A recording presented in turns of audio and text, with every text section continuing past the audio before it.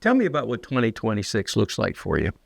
I think 2026 is going to be an exciting year for Hot Spring County. We have a lot going on with our industrial parks at this time. We completed the demolition of the Jones Mill Industrial Park a couple of years ago. Looks as though in the next 30 days, strong probability that we will have sold Jones Mill Industrial Park. The company that is willing to purchase this property they're going to bring jobs. They're going to finish the abatement out there, take on complete liability of that industrial park. They will bring industry. It appears at this time that if things go as they see fit, that they will partner with a couple of different companies, and strong probability of being over 800 jobs brought into Hot Spring County in the next 3 to 5 years. So great opportunity for Hot Spring County, and we're really excited. Jones Mill Industrial Park employed about 1,200 people at the peak of rentals. And when rentals left in the mid-'80s, it's really tore a hole in Hot Spring County. So to have a rebirth or regeneration out there is very exciting to me, and will be very exciting for the people of Hot Spring County and for our future.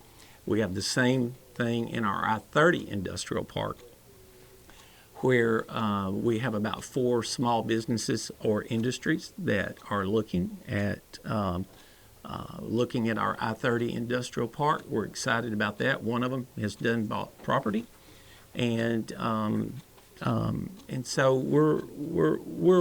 we really think that the future is bright for Hot Spring County in the next 3 to 5 years. I think you're going to see such a growth that it will be simply amazing, and the turnaround you will see in Hot Spring County and the opportunity provided to our youth and is going to be more so than we've seen in a long time. One of the big things we hear about in the county is roads. What is your plan for the roads for 2026? What can you do? What will be done? Absolutely. We all know that that's a very important subject matter to the residents here in Hot Spring County. We put together several years ago in my tenure a 5-year plan for bridges and roads. My road foreman and I, Michael Anderson, we sit down each year at the beginning of the year and determine what our strategy is going to be. It's took us years to build the machinery and equipment that we needed to be successful. When I first took this job or was elected, we simply didn't have the equipment we needed to do things in a timely manner, in an efficient way. We now have that, and I would put our equipment up against any county in the state of Arkansas. So in the next 5 years, we have roads selected. We use different criteria for things: amount of traffic, how bad a condition is the road in. Chip and seal roads usually last 5 to 7 years, and you have to do some type of resurface or recoat in order to preserve those roads. And that's something that was never done in the county. We never preserved what we had. We did this road, or previous administrations would do roads and not readdress them for many years other than pothole patching. Well, we want to preserve them to where they never get to that point to where they have to have a lot of pothole patching. So we look at a lot of different things. One of the big focuses for me has been to connect communities. The reason we've been looking at things like that is because how can we save the person who lives in a community a tank of gas, say, a month? That's a big deal for a lot of people who live on a very tight budget. So we get connecting roads that will allow you to make a shortcut to your commute to work and back. My goal is, I'm thinking if we can save you 15 miles a day round trip at the end of the month, we've saved you quite a bit of money. That might be the difference for some families to be able to provide internet service for their children at school. So those are the things we also take into close consideration. But we have our plan set. Sometimes those plans change slightly depending on the year, depending on, like this previous year, we had a 20-inch rainfall that damaged so many of our roads that made us rearrange a few things. But we do put together a plan, a 5-year plan each year for roads and bridges. You skirted on the economy. How is the economy in Hot Spring County, and what do you foresee for it? Well, I think Hot Spring County has struggled to some degree since Reynolds left in the mid-'80s. We talked about that a few moments ago. But, we have seen several industries come to Hot Spring County. One being Arauco has been here a pretty good while, but they just announced recently that an expansion of 50 to 200 jobs in the future. Veranda Pontoon Boats has come to Hot Spring County. They have expanded, and they're doing quite well from what I understand. Some of our smaller local industries, they have grown. We think we're seeing a definite increase in our economy, that things are looking up.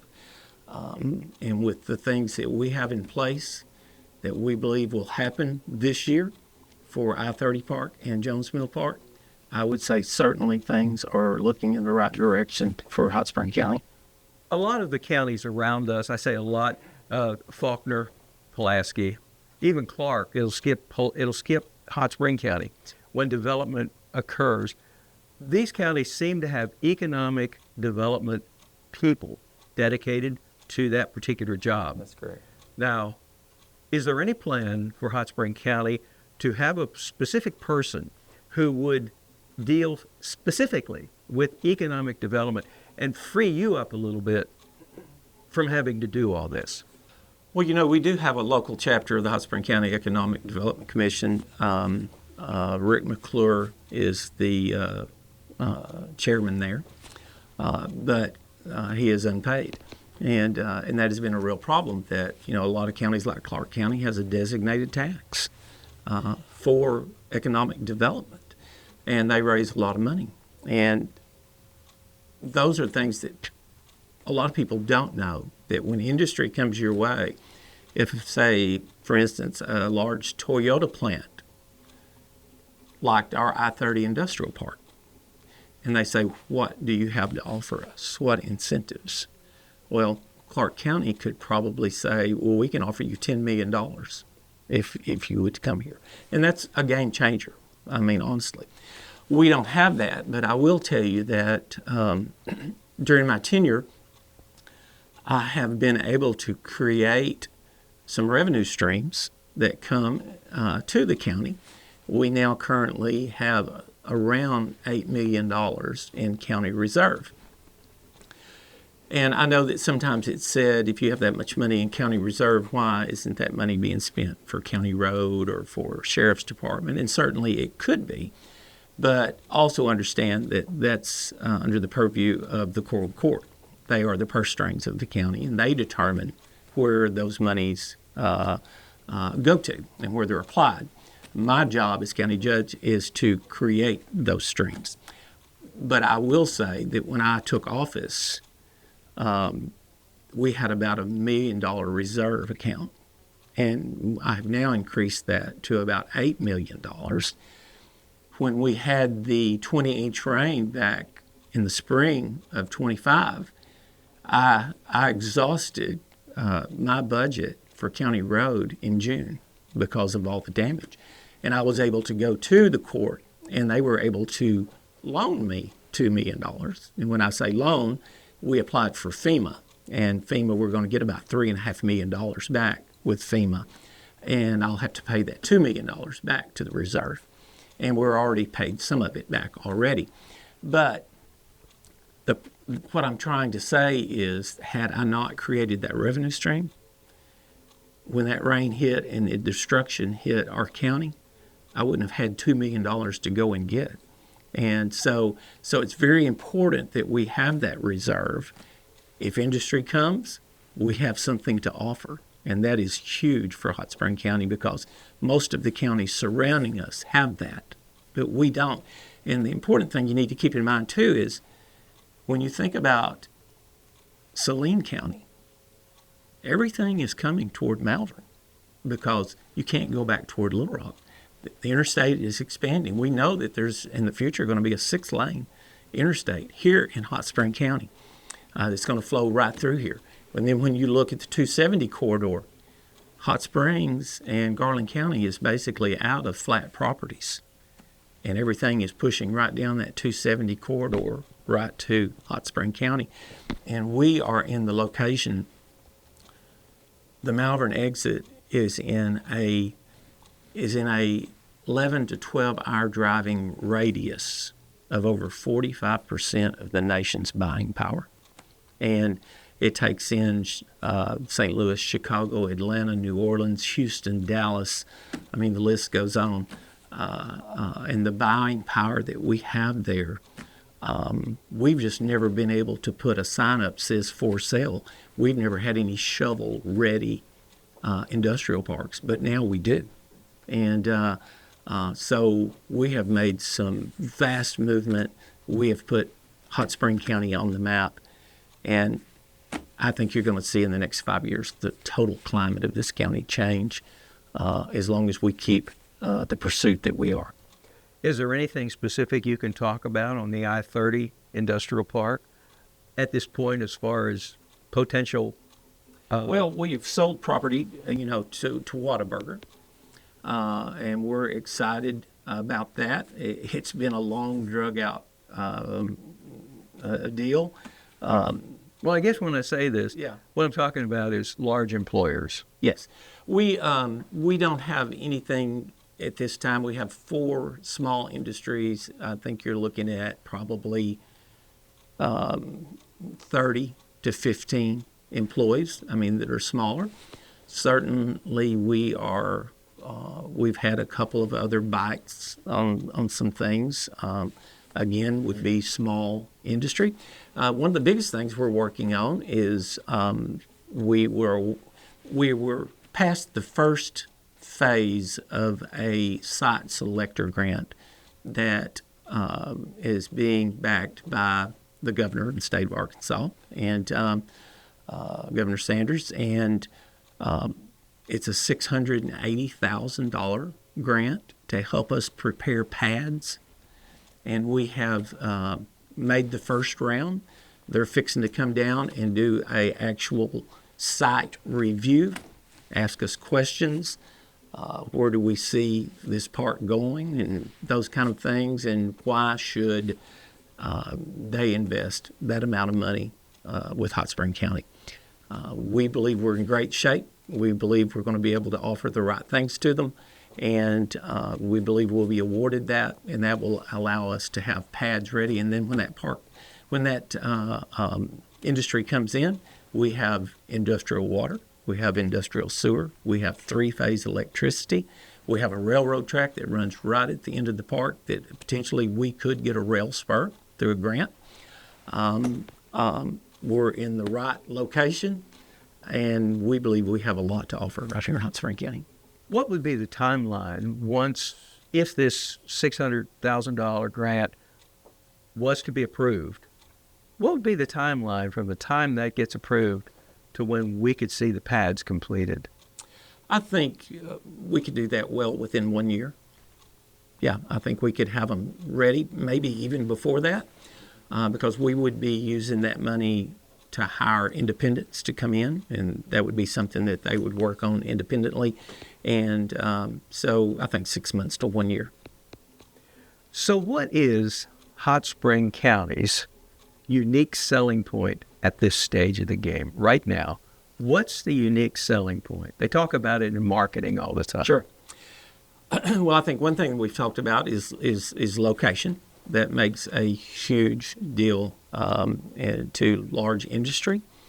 We have so many different things to offer in Hot Spring County. Look at the landscape.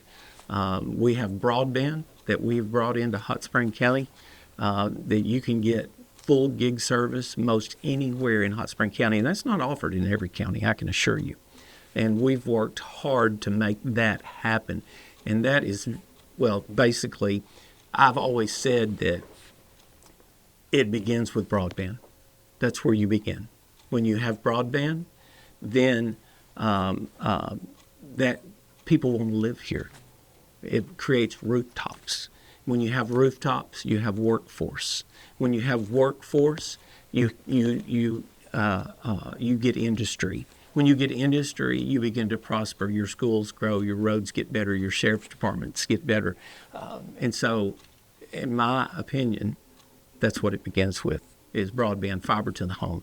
And we can, like I said, provide full gig service here in Hot Spring County. So I think there's multiple things. I don't know who wouldn't live in Hot Spring County. And when you've got the right things, the right location, you've got the things that they need to move their company forward, then I think, and let me add this, the workforce that we have at ASU Three Rivers, where they train whatever you need, it's right here, 5 minutes from our I-30 industrial park. If you come in and say, I need 50 welders, ASU Three Rivers is going to provide that through their workforce portion of their school. And so, to me, that is critical in the advancement of industrial growth. You mentioned a while ago how growth is coming out of Saline County, Little Rock, Saline Sure. County. Ultimately, it will be here. Yeah. Then you just mentioned rooftops. Yeah. So that means residents. Okay? What is being done to do subdivisions rather than 3 and 4 acre tracts of land where you can have population within a small area and make maximum use of maximum density of an area with a subdivision? What's going on there? Is there any plan to do subdivisions? Well, certainly, that's out of the county's purview as far as doing subdivisions. That's not something that we could do. There are multiple, back in the 90s, there was just an explosion of subdivisions that come across Hot Spring County. I think you're seeing a lot of flight out of a lot of cities that they're looking for rural America, like what we have to offer here in Hot Spring County.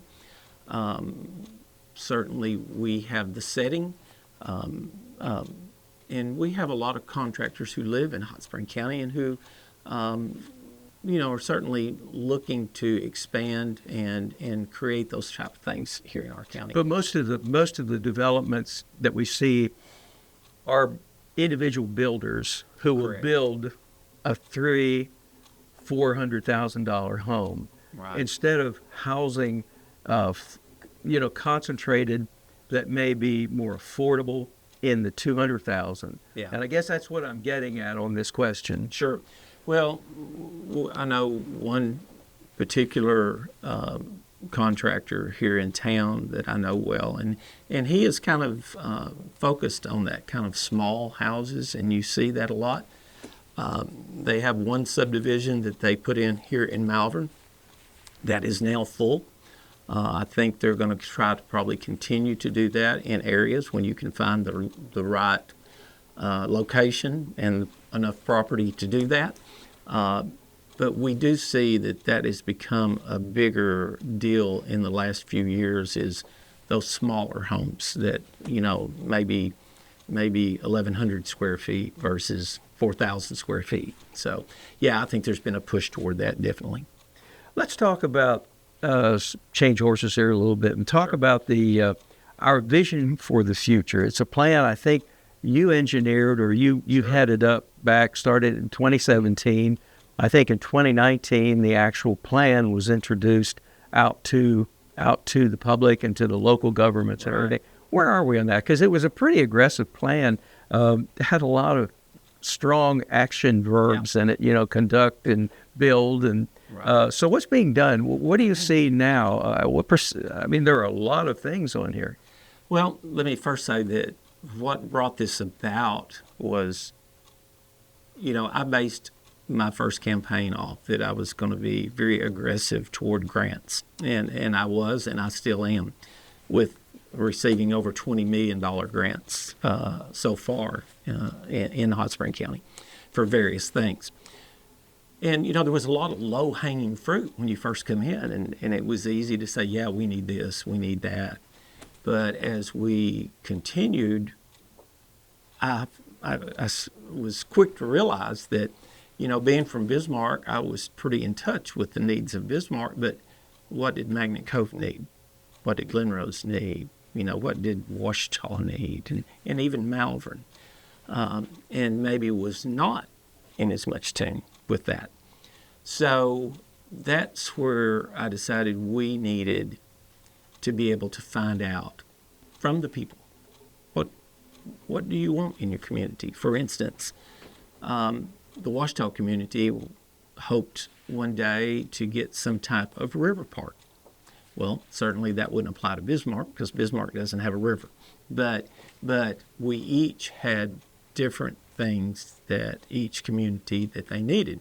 And my goal was to give the people a voice and give them a platform to stand upon, because I knew as county judge by myself, I could not achieve all these goals.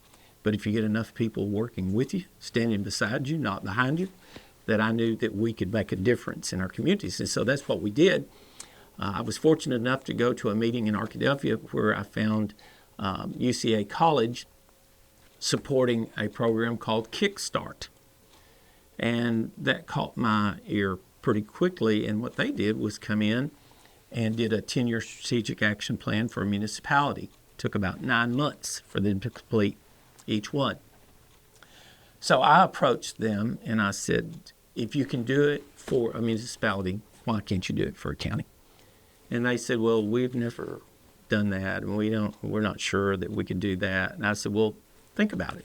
And I said, go back and talk to your bosses. And I said, I'm in, and I want to see this happen because I need this information for me to be a successful county judge and be able to deliver the things that the people need. They approached me back in about 2 weeks, and they said, our bosses said, give us a green light. I can tell you it took us 2 years to go through this process. It was very hard. It took a lot of grit and time and study and research. We set up meetings in we divided it by school districts because those were natural boundaries that were already there. And we went into every community, and the first meeting we had was in Bismarck. We had well over 200 people show up. And we said, where do you see your county in 10 years? What would you like to see happen in your particular community? Because we wanted overarching county goals, but yet specific to your community as well. And they told us what they wanted. We went back with that information, and we went through it and put everything together, pulled what we thought was the top 5 categories that everything would fit under. And we came back in 2 months and we said, okay, here's what you said. This is what you want. Now tell us how you're going to do it. Because, a lot of the things was more than we could do. The county didn't have the money to supply for everything that was being done. So we put together committees, and they were action groups, and they reported back through a filtering system that came back to me. And we had people applying for grants. We had people working on individual projects. And it was just a really great thing that we were seeing uniting a county. And COVID did hit, and that did slow the process down some, but we still see communities still active. And we are now in about the 7th year of that 10-year plan, 7th or 8th year, and we're about at 65 or 70% complete with what the people wanted to see done. Well, the plans are pretty aggressive. Yes, they are. And I was looking at, when I wondered if some of them weren't plans where a goal was set that was too lofty. Yeah. Yeah. And it's always good to have a goal that is more Absolutely. attainable. Yeah. You can measure yourself. So are these people reporting back to you? They do. I mean, I still have. Because the way it was set up, they're supposed to report back to you. Absolutely. We still have individual people and have some small groups that still work, and they still report back, Judge, we were able to acquire this grant. And for instance, the library here in Malvern, one of the goals with working with some of the people in Bismarck was to get a library there in the Bismarck area. And they have that achieved that. They're still working on a larger building. They have a temporary building out there. But in connection with that, we filed for a fun park grant connected to them.